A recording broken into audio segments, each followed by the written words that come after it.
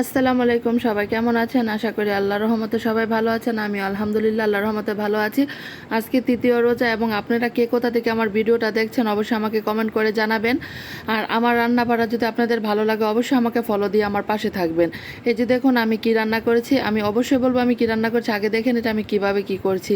এই যে এখানে আমি তেল কড়াইটা গরম করে এর মধ্যে তেল পেঁয়াজ ভেজে এর মধ্যে দিয়ে দিলাম আদা রসুনের পেস্ট এবং মশলা গুঁড়ো মশলাগুলো। আমি খুব অল্প মশলায় তরকারি খেতে পছন্দ করি। আমি এত রিচ খাবার অতটা আমার পছন্দ না, তাও রান্না করতে হয় মাঝে মাঝে।